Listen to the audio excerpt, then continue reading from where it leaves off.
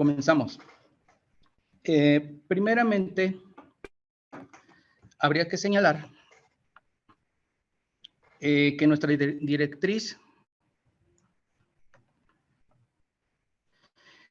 es la normativa aplicable, ¿verdad? En el caso de Guanajuato, tenemos la Ley de Obra Pública y Servicios relacionados con la misma para el Estado y los municipios de Guanajuato. Asimismo, su reglamento, los reglamentos y ordenamientos municipales y las leyes estatales y federales en materia ambiental. Ahora bien, respecto a las facultades por cada una de las instancias, tenemos que la Secretaría de Infraestructura, Conectividad y Movilidad le corresponde la interpretación y aplicación de la Ley de Obra Pública y su reglamento. Y cuando se aplique o se requiera, pues gestionar y realizar los ajustes correspondientes.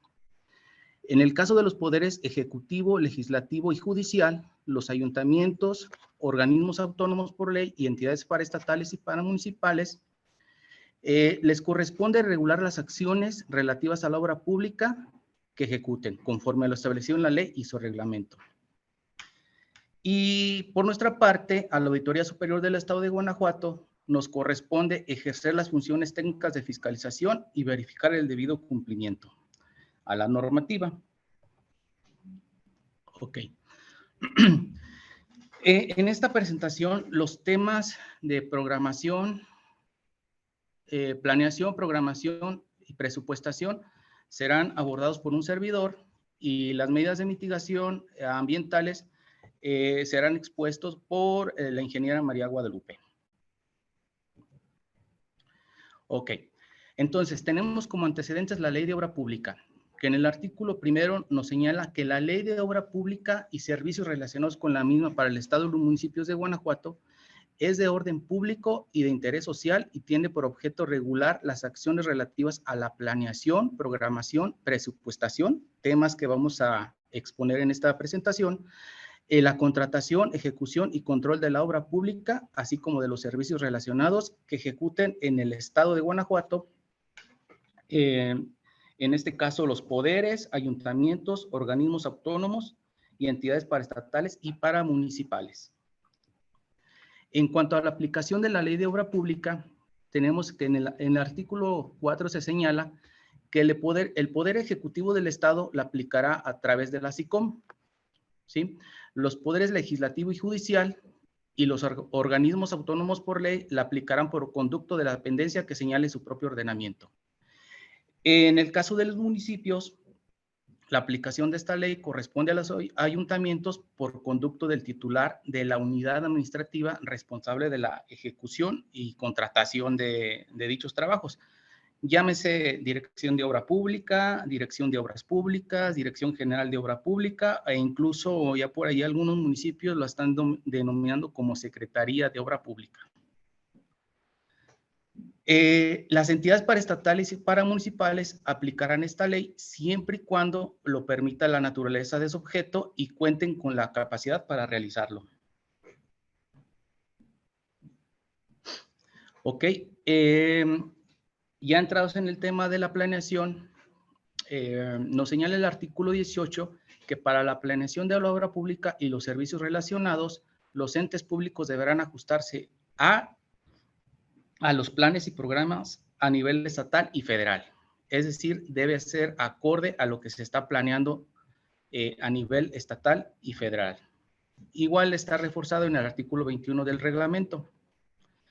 La fracción segunda nos señala que lo dispuesto en la Ley General de Asentamientos Humanos, Ordenamiento Territorial y Desarrollo Urbano y el Código Territorial para el Estado y los municipios de Guanajuato también se deberán tomar en cuenta para el apartado de la planeación. Ok, la fracción tercera nos señala que deberán considerarse estudios de preinversión para definir la factibilidad técnica, económica y ambiental. Asimismo, los objetivos, metas y previsiones de recursos establecidos en los presupuestos de egresos. La fracción quinta nos menciona que los estudios de rentabilidad social para definir la factibilidad en la ejecución de la obra y sobre todo para identificar el beneficio social, económico y ambiental.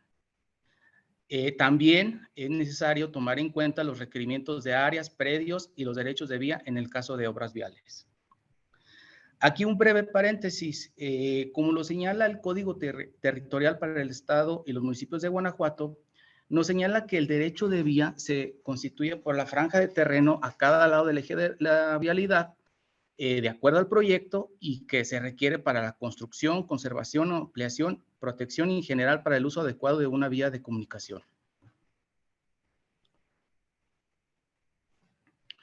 La fracción 7 nos señala que es necesario prever los trámites relativos a la propiedad, posesión o posible expropiación de los inmuebles sobre los cuales se ejecutarán las obras públicas, o en su caso los derechos otorgados por quien pueda disponer legalmente de los mismos.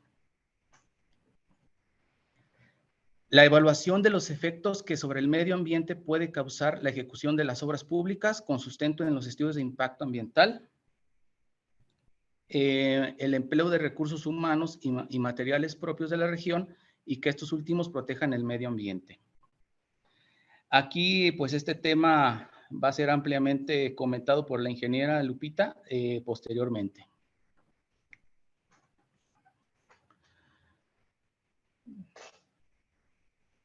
Ok, la fracción 10 nos señala que la prevención de obras prioritarias, la infraestructura complementaria y accesorias, así como las acciones a realizar, también deben ser consideradas, ¿sí? Bueno, ahí en la imagen vemos posiblemente la ejecución de un puente. Entonces, pues aquí la necesidad de realizar obras auxiliares. Ok, seguimos con la planeación. También se deberán considerar los expedientes técnicos que integren las dictaminaciones de las unidades normativas competentes. Asimismo, toda instalación pública deberá asegurar el acceso con criterios de diseño universal, equidad de género, evacuación y libre tránsito sin barreras arquitectónicas para todas las personas. Aquí, bueno, en las imágenes podemos ver lo que es la guía podotáctil para personas con visión limitada y lo que consideramos algunas personas la no arquitectura hostil, como se muestra en la banca pública, ¿no? Ok. Seguimos con el tema de planeación. También se deben considerar las investigaciones, asesorías, consultorías y lo que tiene que ver con estudios que se requieran, asimismo los proyectos arquitectónicos de ingeniería necesarios. Los estudios de costos y de mercadeo, en este caso la sugerencia es la consulta con la unidad de costos, estatal de costos, perdón, a nivel estatal, y los demás requerimientos técnicos y características de los trabajos. Y sí, bueno, ahí en la imagen vemos el blog de la Unidad Estatal de Costos de la SICOM, con actualización a agosto del 2023. Ok.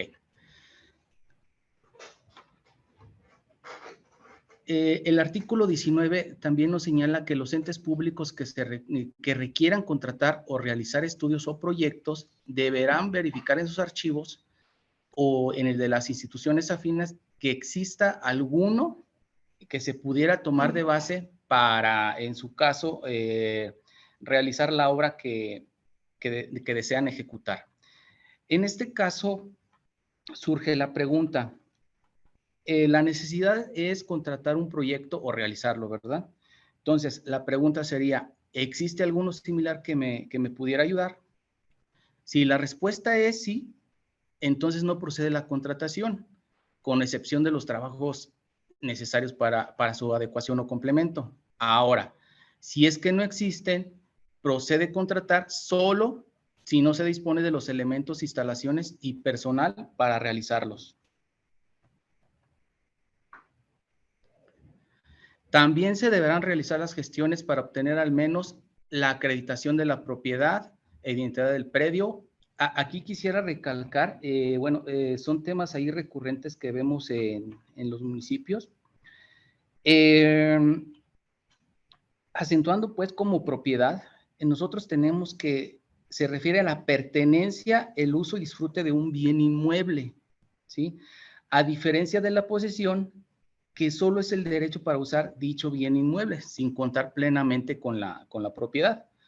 Y como lo veíamos en una lámina anterior, la expropiación se refiere cuando el Estado se apropia de un bien inmueble mediante una indemnización.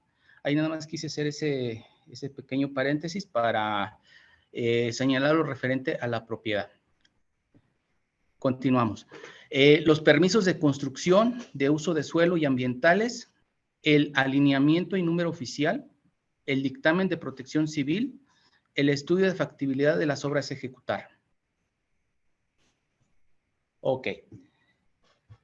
Ya estamos en el tema de programación y presupuestación. El artículo 21 nos señala que los entes públicos elaborarán sus programas de obra pública y servicios relacionados, así como sus respectivos presupuestos, considerando, entre otros, los siguientes aspectos. La fracción primera nos menciona que se deberán considerar los recursos económicos incluidos en los presupuestos de egresos del Estado y en este caso de los municipios. La fracción segunda nos dice que las obras y servicios que han de realizarse por administración directa o por contrato, que queden bien definidas las metas y ampliaciones derivadas de economías. Asimismo, que en una obra podrán intervenir diferentes contratistas siempre y cuando dichas acciones no tengan por objeto dividir o fraccionar la obra. Por otro lado, la obra podrá dividirse en etapas necesarias conforme a la asignación de recursos, por lo que deberá licitarse y contratarse en su totalidad. ¿Sí? También se deberá tomar en cuenta la calendarización financiera de los recursos necesarios para la ejecución, los ajustes a la asignación financiera y los gastos de operación que pudieran existir en el transcurso del ejercicio fiscal que corresponda. Las unidades responsables que ejecutarán las obras o servicios, aquí muy importante, quién se va a encargar de de todo el proceso, ¿no? Adjudicación, contratación, ejecución, supervisión de la obra. El costo de la obra que se realice por contrato y aquella que se realice por administración directa. Igualmente, pues esto se señala en el artículo 18, fracción 9 del reglamento. El tiempo de ejecución, precisando las fechas de inicio y término. Aquí también la posibilidad de incrementar las metas programadas al exigir economías o ajustes al catálogo original. Los trabajos de conservación y mantenimiento preventivo y correctivo de la infraestructura y de los bienes inmuebles. Y nuevamente aquí la sugerencia, los análisis, consideraciones o dictámenes que realicen la Unidad Estatal de Costos y ahora también la Unidad Estatal de Proyectos. Ok. La fracción 13 nos señala que es necesaria la coordinación para resolver posibles interferencias y evitar duplicidad de trabajos o interrupción de servicios públicos. Igualmente señalado en el artículo 18, fracción primera del reglamento. Aquí, pues, me permito mencionar un ejemplo, sobre todo en las obras que tienen que ver con pavimentaciones y donde también se realiza, pues, no sé, alguna adecuación de agua potable o drenaje sanitario, drenaje pluvial. Aquí muy importante la coordinación de las diferentes dependencias, precisamente para evitar esto, ¿no? Evitar la duplicidad y la posible interrupción de los servicios. Ok, las constancias que aseguren la legítima propiedad o posesión de los inmuebles en que se va a ejecutar la obra pública. Aquí nosotros, pues, identificamos un riesgo muy recurrente, en donde precisamente si no está definida la propiedad o posesión de los inmuebles en donde se va a ejecutar la obra, existe el riesgo de que al final de cuentas se realicen trabajos dentro de un predio o terreno particular, ¿no? Entonces, por ahí de repente puede surgir alguna problemática, sobre todo para el municipio, ¿no? Entonces, es muy importante cuidar este aspecto. Ok, Continuamos con el artículo 21-1. Nos señala que la unidad estatal de costos es la unidad técnico-normativa encargada de analizar los estudios de costos y de mercadeo, ¿sí? Asimismo, de elaborar y actualizar un tabulador de costos a partir del mercadeo regional de costos y que sobre todo sirva como referencia para los ejecutores de obra pública y servicios relacionados. Y bueno, ahí la imagen del blog o la plataforma de la unidad estatal de costos. Por su parte, la unidad estatal de proyectos sería la encargada de gestionar y coordinar una cartera de proyectos. Aquí, pues también se señala en el artículo 19 del reglamento, pues las facultades que tendría dicha unidad. Artículo 22. En la programación y presupuestación debe preverse el costo para la realización de las investigaciones, asesorías, gerenciamiento, estudios y proyectos arquitectónicos de ingeniería y de impacto ambiental que se requieran. También se deberá prever los costos para la adquisición del inmueble, el trámite de la obtención de los permisos, autorizaciones y licencias y el pago de otros impuestos y derechos que se causen. El artículo 25 nos señala la autorización de recursos financieros será del conocimiento de la Tesorería Municipal, del órgano interno de control y de la unidad administrativa responsable de la contratación y ejecución de la obra o servicio. Se asegurará la disponibilidad presupuestal y la existencia de los expedientes técnicos dictaminados y validados. Por su parte, el artículo 28 nos menciona que en el caso de obras y servicios que rebasen un ejercicio presupuestal, aquí se deberá estimar el costo total y el de cada uno de los ejercicios. También señalado en el artículo 20 del reglamento. También se deberán prever los ajustes de costos y convenios que aseguren la continuidad de las obras y servicios, siempre y cuando la obra se contrate íntegramente desde un principio, como lo veíamos en una diapositiva anterior. También señalado en el artículo 18, fracción tercera del reglamento. Ok, aquí unas consideraciones a lo ya visto, consideraciones adicionales señaladas en el reglamento. El artículo 21 nos dice que en el presupuesto de obra aprobado se va a considerar que por lo menos el 5% sea considerado para investigaciones, estudios y banco de proyectos ejecutivos, haciendo una excepción para trabajos que tengan que ver con supervisión. También que el banco de proyectos deberá contar con el número necesario de proyectos equivalente al monto autorizado. Bueno, aquí ambos señalados en el artículo 21.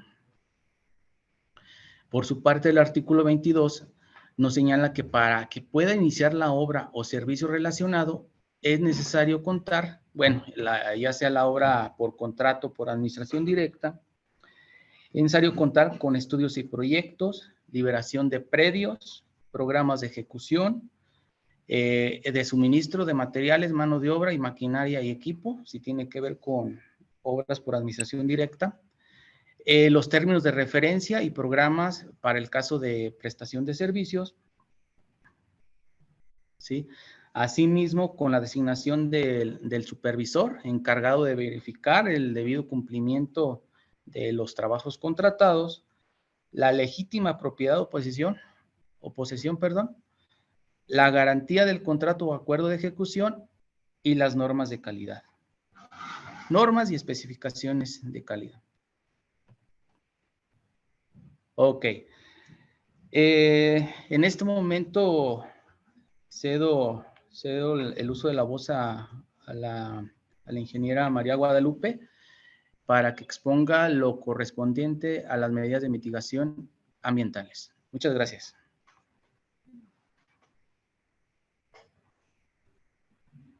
Buenos días a todos. Primero quiero agradecer este espacio para hablar sobre el tema ambiental de parte de la Coordinación Ambiental de la SECO, a la cual pertenezco, vamos a hablar sobre las medidas de mitigación ambientales que se deben de considerar. La siguiente, por favor.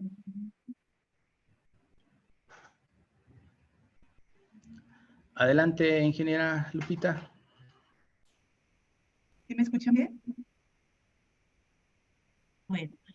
Sí, sí se escucha muy bien, gracias. Okay. Nada más Entonces, no tenemos por ahí su imagen, pero sí se escucha bastante bien. Adelante. Muy bien. Comenzaremos con la definición de impacto ambiental. En realidad, el tema que estamos tratando de clarificar es el impacto ambiental en las obras públicas. ¿Qué consideramos como impacto ambiental? Un impacto ambiental se va a generar por cualquier proyecto que nosotros vayamos a ejecutar y esto va a generar la modificación de lo que tenemos existente, ya sea de algún factor que puede ser agua, suelo, aire, flora, fauna, va a cambiar y va a cambiar su valor, ¿no? O sea, las condiciones que se encuentran existentes de origen con lo que vamos a realizar. Y esa interpretación que vamos de ese valor y de ese factor es lo que tenemos que exponer en un estudio, tenemos que considerar a lo largo de nuestro proyecto. La siguiente.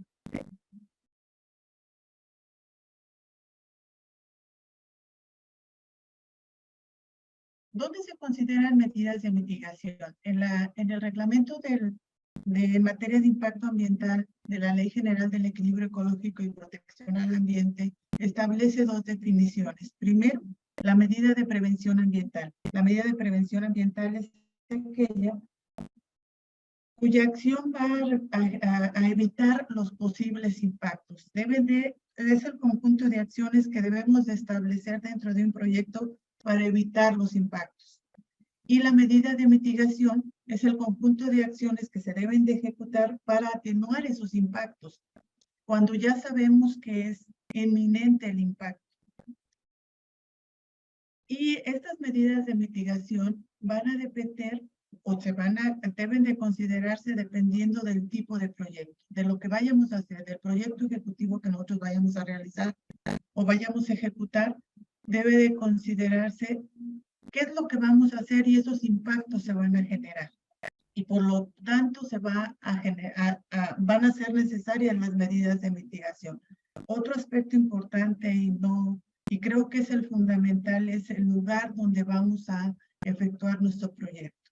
Eso va a repercutir en los impactos y va a repercutir en las medidas de mayor o menor importancia. También las dimensiones del proyecto. Las dimensiones abarcan el hecho de qué tan grande es nuestro proyecto, qué tantos alcances tiene nuestro proyecto para poder considerar las medidas de mitigación relacionadas con los impactos que vamos a generar. No olvidemos estos tres aspectos, lo que vamos a realizar, dónde lo vamos a realizar y qué dimensiones tiene nuestro proyecto. Entonces, debemos de considerar las medidas de prevención ambiental y las medidas de mitigación ambiental. Y en las medidas de mitigación ambiental están consideradas también las medidas compensatorias. La siguiente, por favor.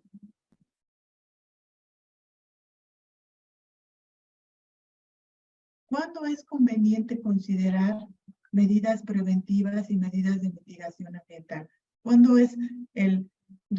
a lo largo del desarrollo de nuestro proyecto es necesario considerarlas? Las medidas preventivas, desde una situación ideal, debemos de concebirlas desde la idea del proyecto. Cuando nosotros concebimos qué vamos a hacer, también debemos de considerar cómo debemos de mitigar el impacto y qué medidas preventivas debemos de considerarlas. Sin embargo, si no las consideramos desde la idea o desde el perfil de nuestro proyecto, en el anteproyecto sí no debemos de dejar pasar a hacer las medidas preventivas. Nosotros aquí dentro de esta imagen consideramos que el estudio de impacto ambiental no debe de realizarse ya cuando estemos en la etapa de terminación del proyecto, sino justo entre la prefactibilidad económica y el proyecto debe de empezarse a realizar el estudio de impacto ambiental para que el consultor nos dé opciones de trazo, nos proporcione elementos para mitigar el impacto que va a generar nuestro proyecto, nos dé recomendaciones, asesorías, etcétera, que nos proporcionen mayores elementos de tener un proyecto que tenga la variable ambiental incluida. Las medidas de mitigación obviamente están incluidas en el estudio de impacto ambiental, pero van a estar ejecutándose en la obra y en el abandono de la obra. Si nosotros no hacemos una planeación ambiental adecuada de nuestros proyectos, va a repercutir, y lo sabemos, esto es conocido, en demoras en la preparación técnica del proyecto. Si nosotros no tramitamos las debidas autorizaciones a tiempo, si no consideramos los costos que se deben de generar con las medidas de mitigación, si no visualizamos una planeación ambiental adecuada, va a repercutir en los costos de nuestras acciones que vamos a realizar. La siguiente. Las medidas de mitigación y prevención ambiental están desde la planeación. En todas las etapas de obra pública debe de considerarse la variable ambiental. Desde la planeación, cuando nosotros estamos viendo qué autorizaciones van a ser aplicables, desde cuándo las vamos a realizar en la etapa de programación, cuándo se va a realizar nuestra obra, porque también hay veces que nosotros programamos acciones de trasplante, de reforestación, que deben de estar acordes con la programación de la obra. Es necesario meter ahí medidas de mitigación. En la presupuestación de la obra, en los costos, y en el catálogo de conceptos que deben de considerarse y en las especificaciones ambientales que consideramos dentro de la presupuestación de la obra. Es necesario ya, urgente. Y en todas las obras que se generan dentro de la SICOM consideramos medidas de mitigación en la presupuestación que están consideradas en el catálogo de conceptos ambiental y en las especificaciones ambientales. En la contratación también tenemos cláusulas que establecen el cumplimiento ambiental de las empresas cuyos contratos, pues están establecidos para la realización de nuestras obras, contienen cláusulas ambientales. En la ejecución, obviamente, pues la ejecución de los conceptos que vienen considerados dentro de la obra. En la terminación también, porque debemos de dejar una obra limpia, una obra sin impactos residuales, que son los impactos que se quedaron dentro de la obra y que no fueron atendidos, hay que atenderlos, ¿no? En la recepción y entrega, entregar una obra limpia, entregar una obra con el cumplimiento ambiental establecido para que se cumplan con las autorizaciones que se tuvieron de inicio y que ahí marca el cumplimiento que se tiene que ejercer. Nos tienen que entregar una obra con los informes, reportes y que vamos a ver más adelante, todos los condicionantes que nos establecen las autorizaciones. Pero el cumplimiento ambiental no termina ahí, el aspecto ambiental no termina ahí. También cuando ya se entregó la obra y se hacen acciones de rehabilitación y conservación de la obra, hay que hacer medidas de mitigación y preservación y prevención ambiental. Entonces, en todas estas etapas de la obra pública es necesario considerar la variable ambiental. La siguiente, por favor. Retomo lo que decía en un inicio. Va a depender del proyecto ejecutivo que se cumpla, que este proyecto ejecutivo que cumple con objetivos y necesidades se considere la variable ambiental y se considere las medidas de prevención, sobre todo en el proyecto ejecutivo. También las dimensiones y alcances que tenga este proyecto, tenemos que considerar las medidas de mitigación y las medidas de prevención. Más adelante veremos ejemplos de medidas de prevención y mitigación ambiental a considerarse. Un detonante, lo vuelvo a recalcar, es el sitio donde se ubica nuestro proyecto. Si el sitio se encuentra dentro de un área natural protegida, si existen especies en peligro de extinción, o especies enlistadas en norma, es necesario considerar mayores medidas de mitigación.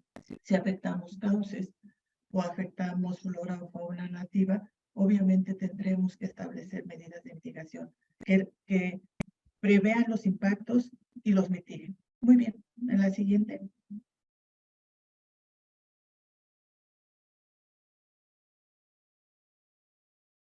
Para las medidas preventivas en etapa de elaboración del proyecto, nosotros tenemos que elegir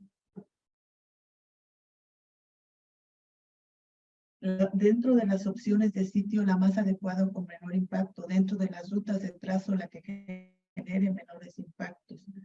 Debemos de realizar ajustes del proyecto para disminuir de estos impactos.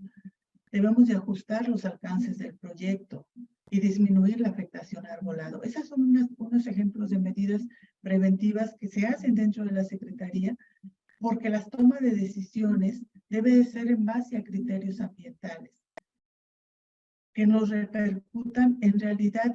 Cuando nosotros hacemos medidas preventivas y elegimos el mejor sitio con el menor impacto y elegimos la menor afectación ambiental, obviamente los trámites tienen una repercusión directa en los trámites ambientales y el tipo de autorizaciones que van a ser necesarias para nuestro proyecto. La siguiente, por favor.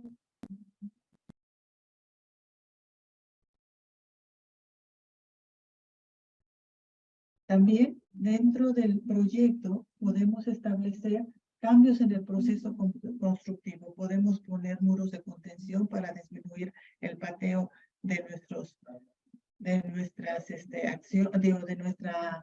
nuestras acciones de nivelación, tramitar las autorizaciones aplicables en tiempo y forma, establecer conceptos ambientales en la obra, considerar economías circulares, es decir, que nosotros reutilicemos lo que estamos generando en la obra, ya sea para poner bases o cimentaciones como material de relleno, utilizar sitios de depósito de extracción autorizados, utilizar bancos de préstamos cercanos al sitio de la obra. Estos bancos de préstamos nos disminuyen los impactos que ya tenemos, porque se establecen condiciones especiales para la extracción de bancos.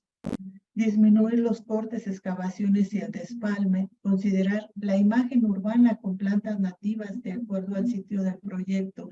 Esto es importante porque si nosotros consideramos en las imágenes, en los proyectos de imagen urbana, plantas nativas que ya son plantas que se adaptaron, que son de este sitio, que se adaptaron a las condiciones del lugar donde se va a ejecutar el proyecto, tenemos menos costos de mantenimiento, menos costos de inversión, menos costos de la planta, y eso repercute en los costos de la obra. También deben de establecerse criterios para la elección de la supervisión y seguimiento de la obra. A lo largo de la ejecución de la obra, debe de darse un seguimiento ambiental por personal capacitado y con la profesionalización adecuada para poder darle el seguimiento a la obra. No cualquiera puede dar un seguimiento ambiental, debe de tener los conocimientos básicos para poderlo darlo, debe de tener la profesión en la parte ambiental para que lo haga de manera adecuada. La siguiente.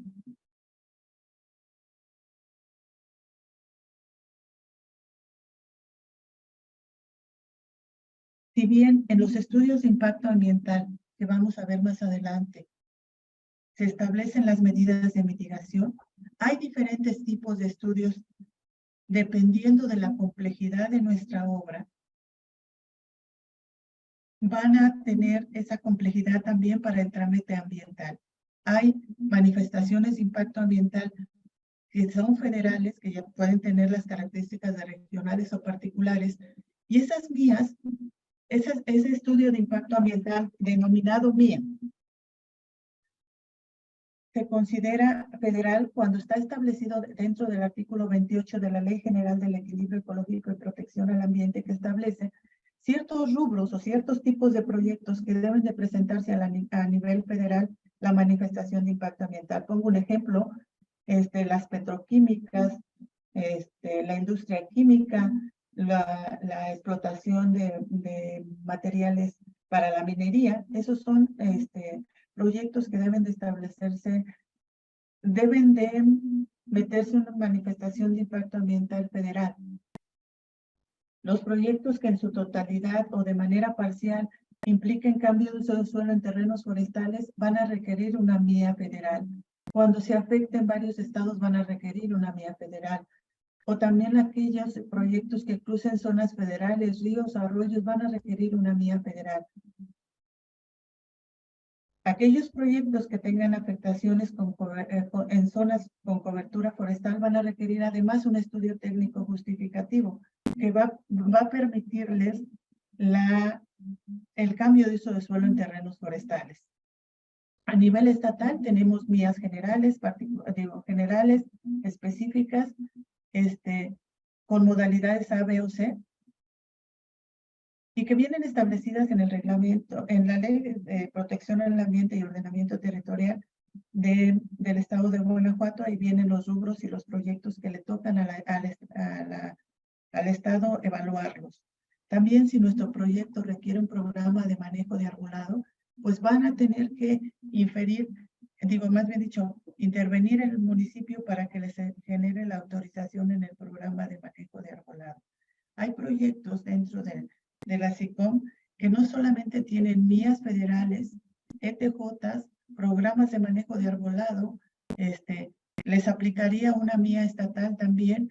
Hay proyectos muy complejos que requieren varias autorizaciones y en cada una de ellas, en cada una de las vías, se establecen medidas de mitigación que se le tiene que dar seguimiento ya en la ejecución de la obra. La siguiente.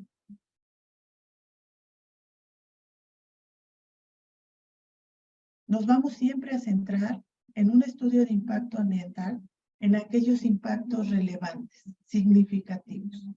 Si nuestro proyecto tiene pérdida o fragmentación del hábitat por afectación a flora y fauna silvestre, va a requerir que en el estudio de impacto ambiental se definan esos impactos y se generen medidas a la par que mitiguen esos impactos.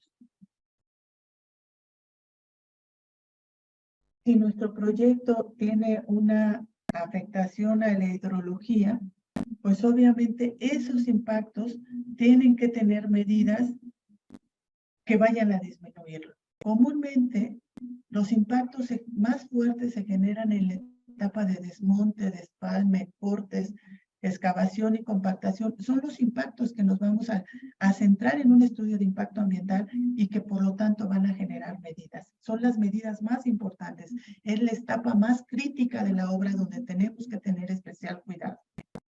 La siguiente. Este esquema me gusta mucho. Voy a permitirles explicarles de manera muy breve cómo se arma un estudio de impacto ambiental. El primer capítulo es quién lo presenta y quién hace el estudio de impacto ambiental. O sea, quién promueve la obra y quién hace el estudio de impacto ambiental. Ese capítulo no es tan importante. Pero en el capítulo 2, que es la descripción del proyecto, es un capítulo medular. Tú ahí dices qué vas a hacer, cómo lo vas a hacer. Y entonces tienes que decir, voy a hacer un puente de 3 claros, etcétera, con cimentación de tal tipo, etcétera. Voy a necesitar sitios de almacenamiento, rampas de acceso, caminos de acceso. Y esa descripción del proyecto debe de ser detallada de tal manera que a la autoridad le quede claro qué es lo que vas a hacer. De ahí sigue el capítulo 3, que es vinculación jurídica con los instrumentos normativos. Y ahí tú vas a revisar, el consultor tiene que revisar si hay un instrumento normativo de acuerdo al sitio del proyecto y al tipo de proyecto que estamos realizando que no contravenga algún instrumento de ordenamiento. Si lo contraviene, ya tu proyecto ya no puede realizarse. Entonces, se hace esa vinculación y se dice, sí, efectivamente, el puente donde se ubica, etcétera, etcétera, no contraviene ningún ordenamiento. ¿Ok? Entonces, se va al capítulo 4, que es el medio físico. El medio físico es describirle a la autoridad cómo se encuentra el sitio donde se va a hacer tu proyecto. Y tienes que describirlo con el mayor detalle que puedas. La temperatura es así, el clima es así, el suelo es así, y luego los factores bióticos, flora y fauna existentes en el sitio. Y entonces, con todos esos elementos, ya sabes lo que vas a hacer, que no tienes, que no contravienes ordenamientos jurídicos aplicables, que tu medio físico ya lo describiste, tienes todos los elementos para evaluar los impactos. Y ese es el capítulo 5. evalúas los impactos de acuerdo a una metodología. Una vez teniendo la descripción del proyecto, la vinculación, el medio ambiente y los impactos, estás con los elementos suficientes para establecer las medidas. Si no describiste bien el proyecto, obviamente no puedes describir los impactos, o sea, no puedes hacer una valoración efectiva de los impactos.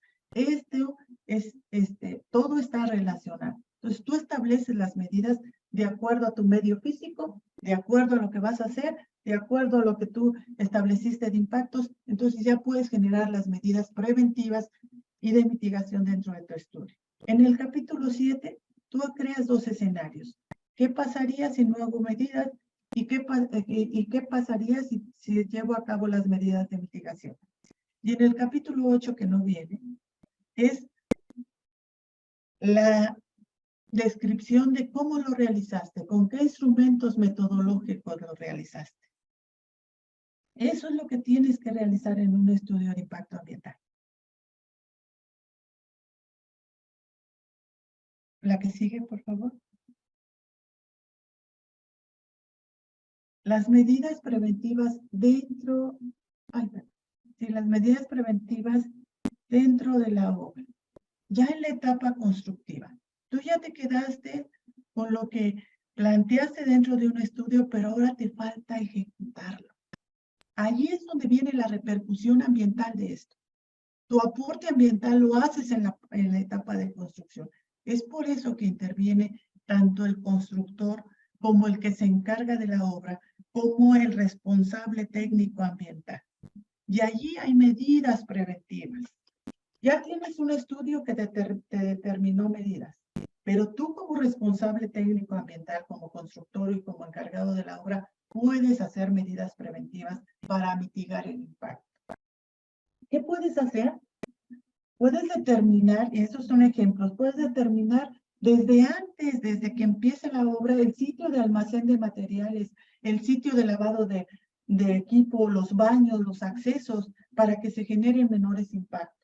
Puedes definir un sitio de almacén de residuos peligrosos que esté alejado de los ríos o de las zonas con pendientes o zonas de inundación o zonas sujetas a incendios. Puedes definirlo. Puedes definir una zona de comidas previo al inicio de obra. Puedes definir qué leyendas de concientización o de prevención pueden tener los trabajadores. Puedes crear un programa de capacitación para tus trabajadores y los horarios y las fechas en las que los vas a impartir. Puedes identificar bancos de material previos a la obra y ya contar con la validación de ellos. Crear una zona de trabajo, delimitar la zona de trabajo con riesgos de excavaciones que viene a la par con lo de seguridad e higiene, que también lo establece, ¿no? Puedes también definir el sitio de almacenamiento en la obra y disposición de los residuos sólidos y de desperdicio de material. Puedes ubicar las empresas recicladoras de aquellos materiales que pueden ser reciclables. La siguiente, por favor. Y crear convenios con esas empresas.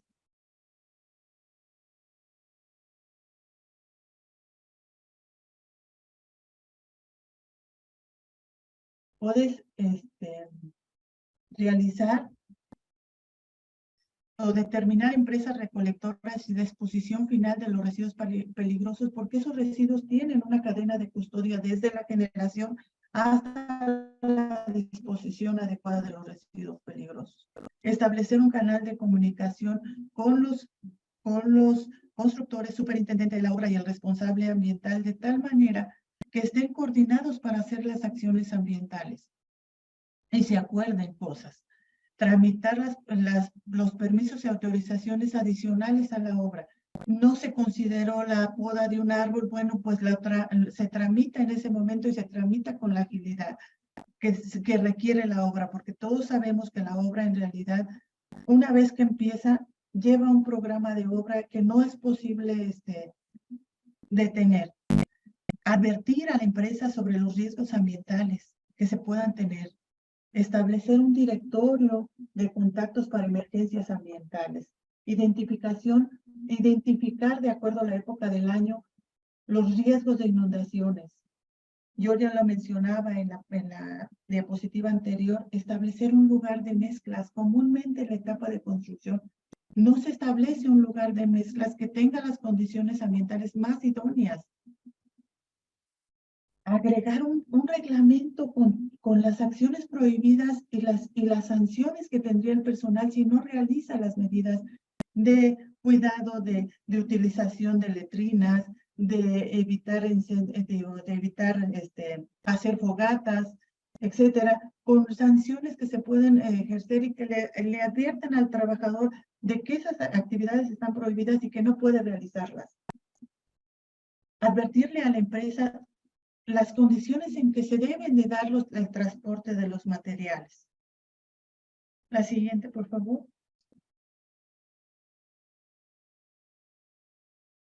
Todo eso, todo lo que acabo de mencionar con anterioridad, se hace dentro de la obra y evita los impactos ambientales que pudieran generarse. Voy a permitirme exponer en estas dos siguientes diapositivas lo que la Semarnat pide que se considere dentro de medidas preventivas y de mitigación dentro de un estudio, y es un ejemplo de la Semarnat. No es un ejemplo que se haya analizado dentro de la coordinación ambiental, es un ejemplo de la Semarnat que dice, a ver, tú puedes hacer medidas preventivas y comúnmente los consultores que realizan estudios de impacto ambiental no incluyen esas medidas preventivas. Es necesario, es un área de oportunidad que tienen los consultores para realizar. La Semarnat propone como medidas de prevención, organizar en la medida de lo posible los movimientos de maquinaria para evitar la afectación de individuos no marcados para derribos o trasplantes. ¿Cuántas veces por descuido dentro de la obra se afectan arbolado que estaba considerado para que se permaneciera en el sitio, porque no se afecta por el proyecto, pero se afecta por los movimientos de la obra? Respetar los árboles marcados para derribo y trasplante, instalar letreros dirigidos a trabajadores y público en general acerca de las especies encontradas en la zona, realizar campañas de capacitación y concientización ambiental hacia los trabajadores. Este es un elemento muy importante dentro de las obras. Cuando un responsable técnico ambiental capacita a los trabajadores, se tiene demostrado que se disminuye la cantidad de eventos de contaminación, por ejemplo, por heces fecales o por actividades de captura de especies. O sea, a la gente cuando se le dice qué es lo que no puede hacer o se le dice por qué no puede hacerlo, genera un grado de concientización ambiental que permite que la obra se desarrolle en mejores términos. La siguiente.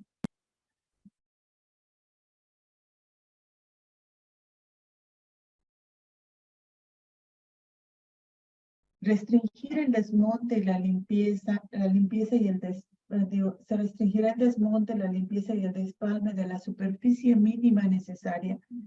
Como lo mencionaba yo antes, en la etapa más crítica de la obra es cuando se tienen estas actividades de desmonte, despalme, cortes, excavación y compactación. Son las etapas más críticas. Efectuar el rescate de individuos arbóreos o arbustivos que sea necesario recuperar y ponerlos a lo mejor en un vivero temporal. Construir un vivero de resguardo, eso lo hemos hecho nosotros en algunas obras, rescatar las especies que se encuentran en el sitio, construir un vivero de resguardo temporal y ponerlos ahí. Es una medida de mitigación muy importante.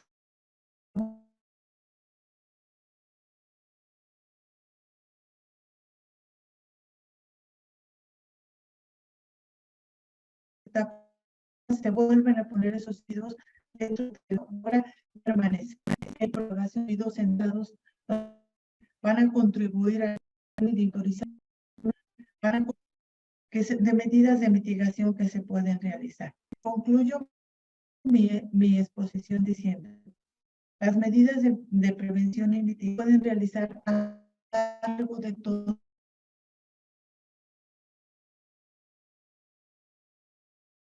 el proceso de la obra, desde la planeación hasta la construcción de la prefacio.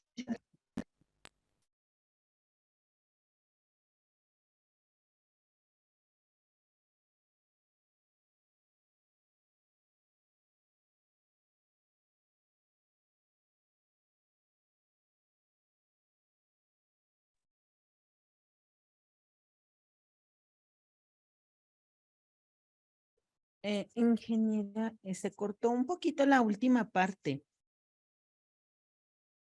Y creo que tiene por acá apagado su micrófono. Sí. ¿Qué parte se cortó? ¿Perdón? La última parte de la exposición de la diapositiva previa a esta. Esa.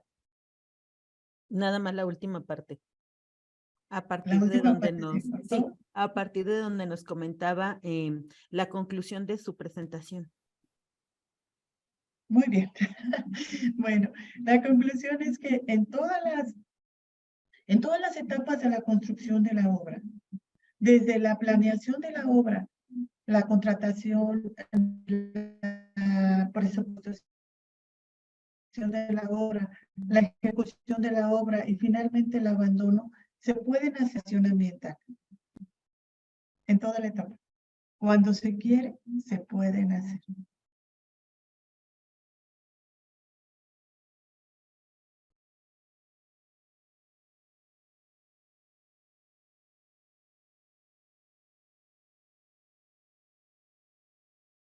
Muchas gracias. Creo que de nueva cuenta se nos apagó su micrófono, pero ahora sí alcanzamos a escuchar la presentación completa. Bien, tenemos por aquí una pregunta. Ingeniera Lupita, ingeniero Efraín, dice, disculpe, ¿podría repetir dónde podemos fundamentar la gestión ambiental, por favor? La gestión ambiental está establecida bueno, depende de que estemos hablando si es la gestión para el ingreso de los estudios ambientales. Dentro de la Semarnat, en la planta va estableciendo los procedimientos, cómo puedes ingresar los estudios ambientales y qué condiciones establece medidas de que generar el consulto.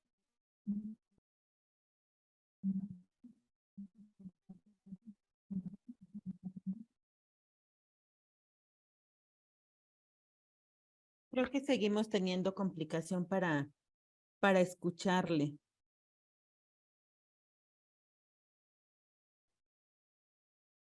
¿Ahí sí me escuchan? Sí, ahí se escucha un poco mejor. Bueno, comentaba que en la página de Semarnat, si es para el ingreso de estudios de impacto ambiental, te establece los procedimientos que tienes que hacer para el ingreso de los estudios, desde los formatos que tienes que llenar, qué días de duración tendrían que hacerse, y también establece el reglamento en materia de impacto ambiental de la LEGEPA, también dentro de la Ley de Protección al Ambiente del Estado de Guanajuato. También ahí establece los procesos para la gestión ambiental.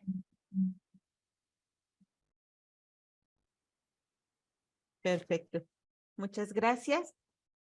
Tenemos una pregunta más. Dice, como ente público, ¿cómo puedo capacitar a un trabajador de una constructora sin que me implique que se me considere que estoy dando orden directa a y que me implique ser considerado como subcontratación laboral? ¿Cómo evitar esto y dar cumplimiento a la mitigación de riesgo? Gracias. Bueno, basados en la experiencia que nosotros tenemos en que cada una de las obras tiene un responsable técnico ambiental, él hace un programa de capacitación de media hora cada semana,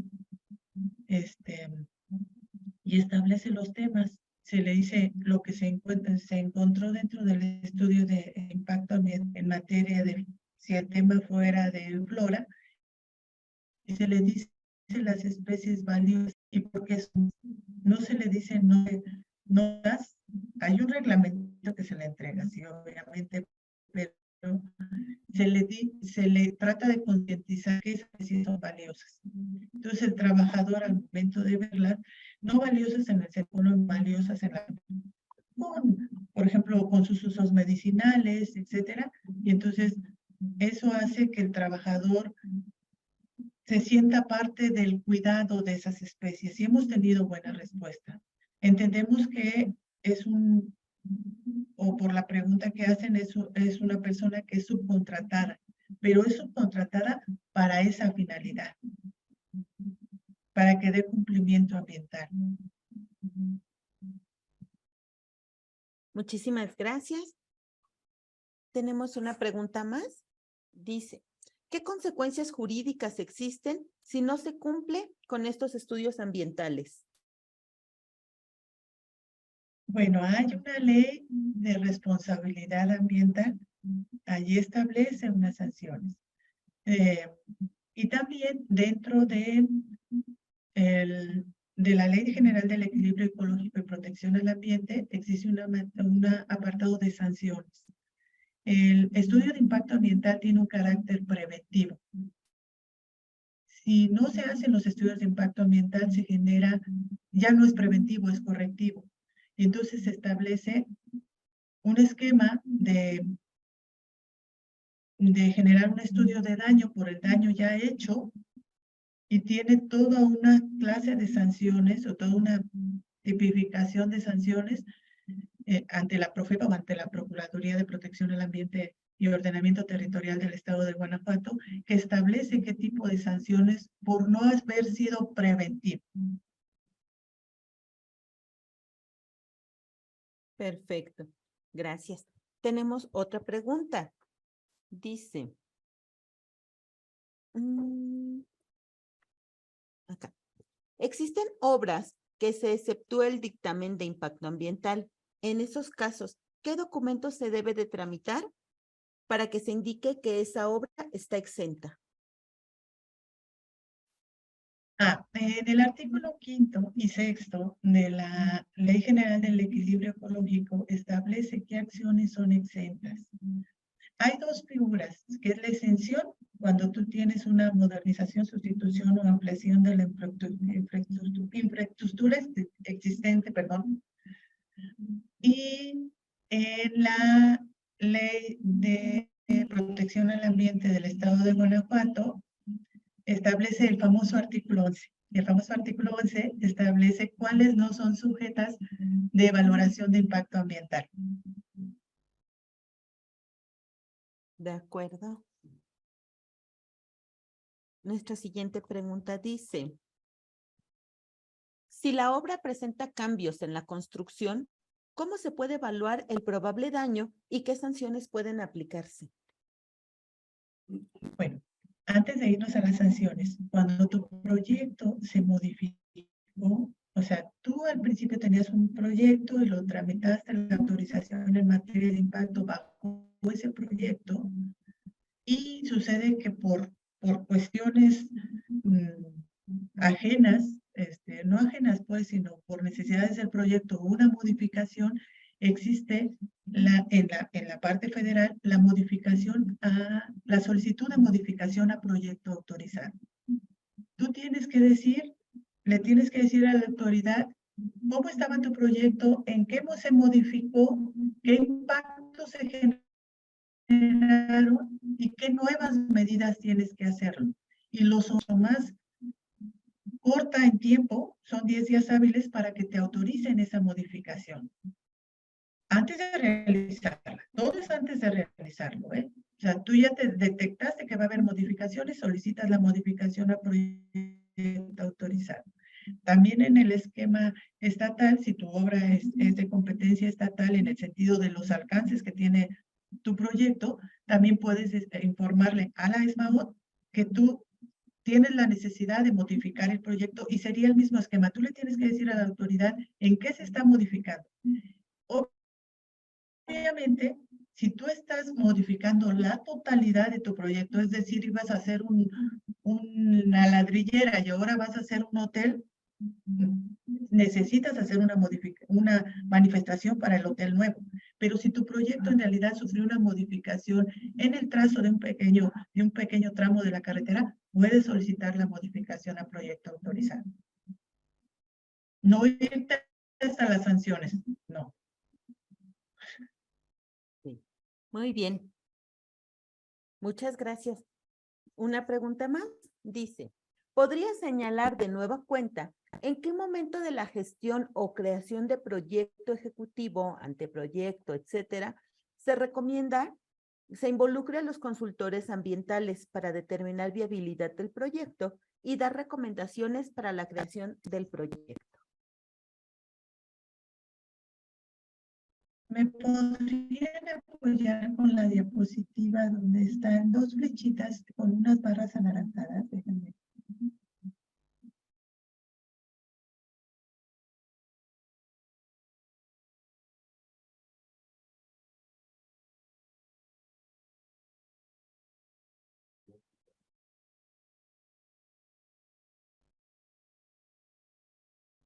Estamos localizando la diapositiva. Es la tercera diapositiva.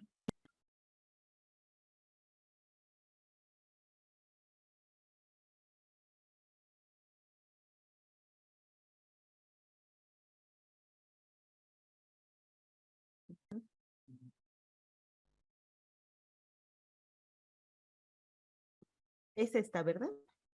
Sí, nosotros recomendamos que el estudio de impacto ambiental debe de hacerse entre la etapa de perfectibilidad económica, cuando tú ya sabes que tienes los elementos para, o sea, que ya tienes determinado que existe el interés y además existen recursos para empezar a hacer tu proyecto y la elaboración del proyecto. Es ahí el momento ideal para contratar el estudio de impacto ambiental, pero no a nivel de que haga el estudio, sino que realice recomendaciones que sean incluidas dentro del proyecto. De tal manera que sí tengamos ese enfoque preventivo, esas medidas preventivas. El consultor ambiental te va a decir, de estos trazos, este es el mejor opción de trazo. Este es el mejor sitio del proyecto. Si allí hay una zona forestal, evita la zona forestal. No va a elaborarte el estudio de impacto ambiental, va a asesorarte dónde es el mejor sitio y cuáles son los óptimos alcances de tu proyecto. Ya una vez que se tenga definido y tomadas esas decisiones, elaborará el estudio de impacto ambiental. Pero ahí te previno, te asesoró. Es ahí, en ese punto.